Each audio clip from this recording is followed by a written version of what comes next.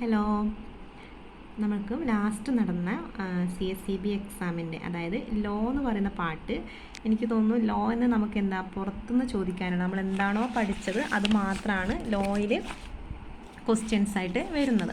അപ്പോൾ നമ്മൾ നന്നായി ഫുൾ മാർക്ക് സ്കോർ ചെയ്യാൻ പറ്റുന്ന, അതായത് 15 ക്വസ്റ്റ്യൻ ചോദിച്ചു കഴിഞ്ഞാൽ നമുക്ക് 15 മാർക്കും വാങ്ങാൻ പറ്റുന്നൊരു ഭാഗമാണ് ലോ എന്ന് പറയുന്നത്. പിന്നെ ഈ ലോ പഠിക്കുന്ന സമയത്ത് അത് എന്താണെന്നുള്ളത് കൃത്യമായി പഠിച്ചതിന് ശേഷം, അതായത് ഓരോന്നും നമ്മൾ ഓരോ സ്റ്റെപ്പ് വൈസ് അത് മനസ്സിലാക്കി പഠിച്ചു കഴിഞ്ഞാൽ ഏറ്റവും ഈസി ആയിട്ടുള്ളൊരു സബ്ജക്റ്റാണ് ലോ എന്ന് പറയുന്നത്.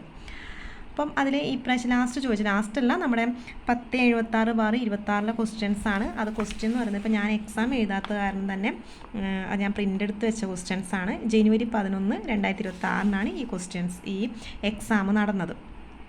അപ്പോൾ അതിൽ 46-ാമത്തെ, അതായത് 46 മുതലാണ് 45 വരെ നമ്മുടെ കോർപ്പറേഷനാണ്. അതേപോലെ 46 മുതലാണ് ലോയിൻ്റെ ക്വസ്റ്റ്യൻ സ്റ്റാർട്ട് ചെയ്യുന്നത്. അപ്പോൾ ആദ്യത്തെ ക്വസ്റ്റ്യൻ എന്താണ്?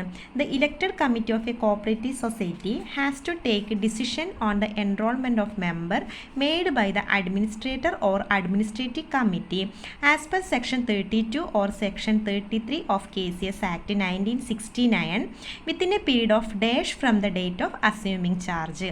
അപ്പോൾ അതിൻ്റെ ആൻസർ വേണ്ടത് 1 ഇയർ ആണ്.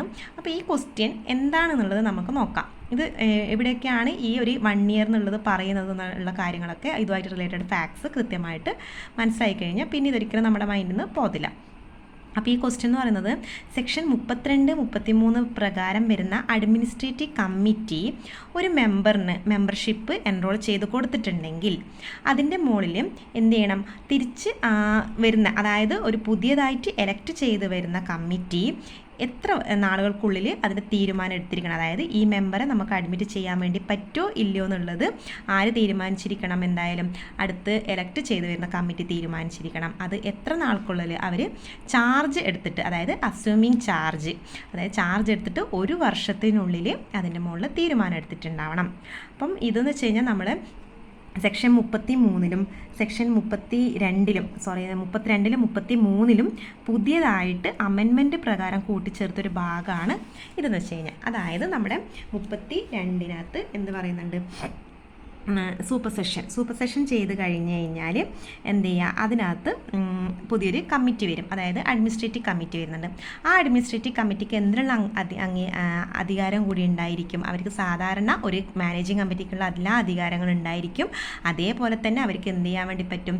മെമ്പേഴ്സിൻ്റെ, അതായത് അംഗങ്ങളുടെ എൻറോൾമെൻറ്റ് ഉൾപ്പെടെ, അപ്പം സൊസൈറ്റീസിൽ ഒരാൾ മെമ്പർഷിപ്പ് എടുക്കാൻ വന്നു കഴിഞ്ഞാൽ അത് വേണോ വേണ്ടയോ എന്നുള്ള തീരുമാനം എടുക്കാനുള്ള അധികാരം കൂടി ആയിരിക്കുന്നുണ്ട്, അഡ്മിനിസ്ട്രേറ്റീവ് കമ്മിറ്റിക്ക് ഉണ്ടായിരിക്കും. എന്നാൽ തിരഞ്ഞെടുക്കപ്പെട്ട, അപ്പം ഇങ്ങനെ മെമ്പർഷിപ്പ് ഇവർ കൊടുത്തു കഴിഞ്ഞാലും ഡിനൈ ചെയ്താലും ശരി, ആക്സെപ്റ്റ് ചെയ്താലും ശരി, അതിൻ്റെ മുകളിൽ തീരുമാനം ആരെടുത്തിരിക്കണം? തിരഞ്ഞെടുക്കപ്പെട്ട ഒരു കമ്മിറ്റി അതുമായി ബന്ധപ്പെട്ട കാര്യങ്ങളെല്ലാം തീരുമാനിച്ചതിന് ശേഷം മാത്രമേ ഈ മെമ്പർക്ക് എന്ത് ചെയ്യാൻ വേണ്ടി പറ്റും? വോട്ടവകാശം പോലും, അതായത് വോട്ട് ചെയ്യണമെങ്കിൽ എന്തുണ്ടായിരിക്കണം? നമ്മുടെ കമ്മിറ്റി അതിൻ്റെ മുകളിൽ തീരുമാനം എടുത്തിരിക്കണം. അതും 1 വർഷത്തിനുള്ളിലാണ് തീരുമാനം എടുക്കേണ്ടത്. ഇനി സെക്ഷൻ 33-നകത്തും എന്താണ്? ഇതേപോലെ തന്നെയാണ് പറയുന്നത്. സെക്ഷൻ 33-നകത്തും അമെൻമെൻറ്റ് വന്നിട്ടുണ്ട്. അതിനകത്തും പറയുന്നത് അഡ്മിനിസ്ട്രേറ്റീവ് കമ്മിറ്റി, അതായത് 33 എന്ന് പറയുന്നത് എന്താണ്? നമ്മൾ ഈ അഡ്മിനിസ്ട്രേറ്റീവ് കമ്മിറ്റിനെ അപ്പോയിൻറ്റ് ചെയ്യുന്നതാണ് 33-നകത്ത്.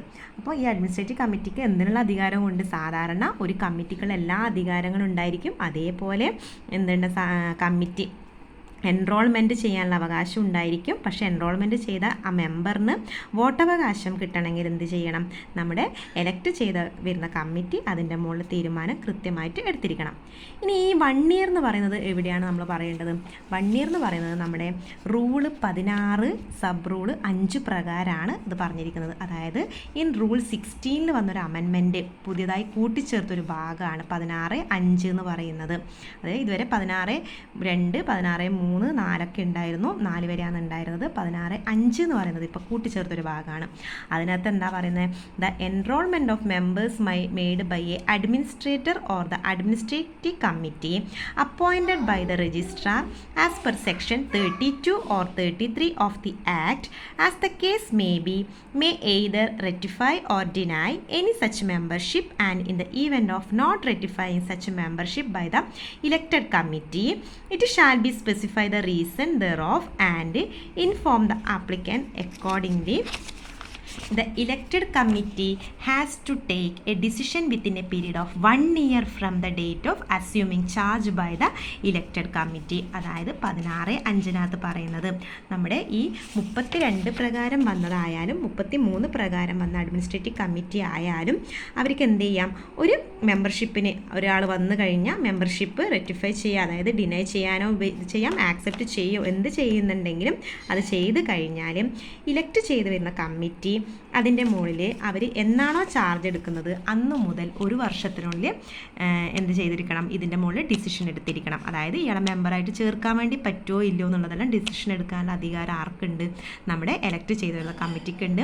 ഇനി ഈ എലക്റ്റഡ് ചെയ്ത് വരുന്ന കമ്മിറ്റി ഇതിൻ്റെ മുകളിൽ തീരുമാനം എടുത്ത് കഴിഞ്ഞാൽ മാത്രമേ ഒരു മെമ്പർക്ക് എന്ത് ചെയ്യാൻ വേണ്ടി പറ്റൂ, ആ സൊസൈറ്റിയിൽ വോട്ടവകാശം പോലും അതേപോലെ എല്ലാ അവകാശങ്ങളും ഒരു മെമ്പർ എന്നുള്ള രീതിയിൽ അയാൾക്ക് അയാളുടെ അവകാശം ഉപയോഗിക്കണമെങ്കിൽ ഈ എലക്ട് ചെയ്ത് വരുന്ന കമ്മിറ്റി അത് ഡിസിഷൻ എടുത്തിരിക്കണം. അതും എത്രയാണ് പീരീഡ് എന്ന് പറഞ്ഞാൽ 1 ഇയറിലാണ്. അതിലാണ് ആ ക്വസ്റ്റ്യൻ വന്നിരിക്കുന്നത്. ഇനി നെക്സ്റ്റ് ക്വസ്റ്റ്യൻ അതിനകത്ത് വന്നിരിക്കുന്നത് റൂള് 37A, അതായത് rule 37A of KCS rules 1969 എന്താണ് ഡീൽ ചെയ്യുന്നത് എന്നുള്ളതാണ്. അപ്പോൾ അതിന് ആൻസർ പറയുന്നത് qualification and appointment co opted members. അപ്പോൾ ഈ റൂള് 37A എന്ന് പറയുന്നത് ഇപ്പോൾ പുതിയതായി കൂട്ടിച്ചേർത്തിട്ടുള്ള ഒരു റൂളാണ് റൂള് 37A എന്ന് പറയുന്നത്. അപ്പം റൂള് 37A പ്രകാരം എന്ത് പറഞ്ഞിട്ടുണ്ട്, നമ്മുടെ കോ ഓപ്റ്റ് ചെയ്ത് വരുന്ന മെമ്പേഴ്സിൻ്റെ അപ്പോയിൻമെൻറ്റ് എങ്ങനെയാണ് എന്നുള്ളതും അതേപോലെ കോ ഓപ്റ്റ് മെമ്പേഴ്സിൻ്റെ ക്വാളിഫിക്കേഷൻ എന്താണെന്നുള്ള കാര്യങ്ങളും അതിനകത്ത് കൃത്യമായി ഇപ്പോൾ കൂട്ടിച്ചേർത്തിട്ടുണ്ട്. അപ്പോൾ റൂള് 37A എന്താണെന്ന് നോക്കാം. റൂള് 37A എന്ന് പറയുന്നത് കോ ഓപ്റ്റ് ചെയ്ത് വരുന്ന മെമ്പേഴ്സിൻ്റെ ക്വാളിഫിക്കേഷൻ ആൻഡ് അപ്പോയിൻമെൻറ്റ്സ് ആണ്. അത് ബൈലോ പ്രകാരം, ഒരു സൊസൈറ്റിയിൽ ബൈലോ പ്രകാരം എന്ത് രീതിയിൽ പറഞ്ഞിട്ടുണ്ടെങ്കിലും 2 മെമ്പേഴ്സിനെയാണ് കോ ഓപ്റ്റ് ചെയ്യേണ്ടത്. അത് നമ്മുടെ സെക്ഷൻ 28(1)G പ്രകാരം എന്ത് പറയുന്നുണ്ട്, 2 മെമ്പേഴ്സിനെ കോ ഓപ്റ്റ് ചെയ്തിട്ടുണ്ടാവണം. ആ കോ ഓപ്റ്റ് മെമ്പേഴ്സ് എന്ന് പറയുന്നത് ആരായിരിക്കണം, നമ്മുടെ commercial bank, Kerala state cooperative bank, urban bank, Kerala state cooperative agriculture and rural development bank, primary cooperative agriculture and rural development bank, അതേപോലെ മുൻപുണ്ടായിരുന്ന DCB സർവീസ് കോഓപ്പറേറ്റീവ് ബാങ്കിൽ മാനേജർ കേരള 10 വർഷം മിനിമം സർവീസുള്ള ഒരാൾക്കാർക്കും എന്ത് ചെയ്യാൻ വേണ്ടി പറ്റും, കോ ഓപ്റ്റ് ചെയ്ത് വരാൻ വേണ്ടി പറ്റും. അപ്പോൾ അവരെ ക്വാളിഫിക്കേഷൻ എന്ന് പറയുന്നത് ഗ്രാജുവേഷൻ, അതായത് റെക്കഗ്നൈസ്ഡ് യൂണിവേഴ്സിറ്റിയിൽ നിന്ന് ഗ്രാജുവേഷൻ കിട്ടിയിട്ടുള്ള ആളായിരിക്കണം. അപ്പോൾ ആ ഗ്രാജുവേഷൻ എന്ന് പറഞ്ഞാൽ അപ്പോൾ 2 ആൾക്കാരെയാണ് കോ ഓപ്റ്റ്. അപ്പോൾ ഇതിൽ ഇവിടെ എന്തില്ല, നോട്ട് ലെസ് ദാനോ നോട്ട് മോർ ദാനോ ഇല്ല, ഷാൽ കോ ഓപ്റ്റ് 2 പേഴ്സൺ എന്ന് മാത്രമേ ഉള്ളൂ. 2 പേഴ്സൺ ഓർ റെപ്രസെൻറ്റേറ്റീവ്സ് എന്നുള്ളതാണ്. അവരെ ഇതെന്ന് വെച്ച് കഴിഞ്ഞാൽ എന്താണ്, അവർക്ക് വർക്ക് എക്സ്പീരിയൻസ് വരുന്നത് എന്താണ്, ഇതുപോലുള്ള ബാങ്കുകളിൽ ഉള്ള ആളായിരിക്കണം. പിന്നെ എന്ന് വെച്ച് കഴിഞ്ഞാൽ അവർ എഡ്യൂക്കേഷൻ ക്വാളിഫിക്കേഷൻ എന്ന് പറയുന്നത് എന്താണ്, റൂൾ 37A പ്രകാരം പറയുന്നത് ക്വാളിഫിക്കേഷൻ എന്ന് കോർപ്പറേഷൻ ഓർ കോപ്പറേറ്റീവ് മാനേജ്മെൻറ്റ്, അതായത് MBA finance or banking, MCOM BCOM corporation, അല്ലെങ്കിൽ HDC higher diploma in corporation and business management, അല്ലെങ്കിൽ BSc കോർപ്പറേഷൻ ആൻഡ് ബാങ്കിങ് ആവാം, അല്ലെങ്കിൽ ഇതിന് ഈക്വൽ ആയിട്ടുള്ള ക്വാളിഫിക്കേഷൻ. പിന്നെയുള്ളത് മാനേജ്മെൻ്റ് ആവാം, അത് MBA അല്ലെങ്കിൽ എനി അതർ ഇക്വലൻ്റ് ക്വാളിഫിക്കേഷൻ. പിന്നെയുള്ളത് agriculture, BSc agriculture or any other equivalent qualification. അടുത്തത് എക്കണോമിക്സ്, അത് masters degree in economics or any other equivalent qualification. ഇനി കൊമേഴ്സിൽ MCOM ഫിനാൻസ് ഓർ കോർപ്പറേഷൻ, അതേപോലെ BCOM corporation, higher diploma in corporation and business management or BSc corporation and banking or any other equivalent qualification. Next public finance ആണെങ്കിൽ MBA finance or any other equivalent qualification. Law LLB. Rural development masters degree in rural development or any other equivalent qualification. Information technology MCA or any other equivalent qualification. ഇതായിരിക്കണം അവരെ qualification എന്ന് പറയുന്നത്. ഇനി ഈ കോ opt ചെയ്ത് വരുന്നവർക്ക് എന്തുണ്ടാവും ചെയ്യാൻ വേണ്ടി, നമ്മളെ KCS ആക്ട് പ്രകാരമുള്ള ഒരു ഡിസ്ക്വാളിഫിക്കേഷൻസും ഉണ്ടാവാൻ വേണ്ടി പാടില്ല. അതായത് the coopted members shall not have any disqualification under the cooperative societies act. ഇനി the appointment of the coopted members or representatives shall be done only with the prior approval of the registrar.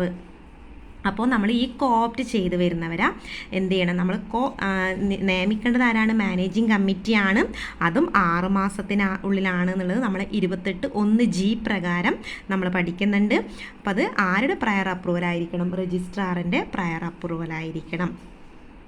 ഇനി society എന്ത് ചെയ്തിരിക്കണം, നമ്മൾ prior approval എന്ന് പറയുമ്പോൾ ഇത് resolution പാസ്സാക്കി കഴിഞ്ഞാൽ, അതായത് 2 ആൾക്കാരെ അവർക്ക് എന്ത് ചെയ്യാം, കോപ്റ്റ് ചെയ്യാം. അങ്ങനെ കോപ്റ്റ് ചെയ്യണമെങ്കിൽ ബോർഡ് ഓഫ് ഡയറക്ടേഴ്സ് അതുമായി ബന്ധപ്പെട്ട റെസൊല്യൂഷൻ പാസ്സാക്കിയിട്ടുണ്ടാവണം.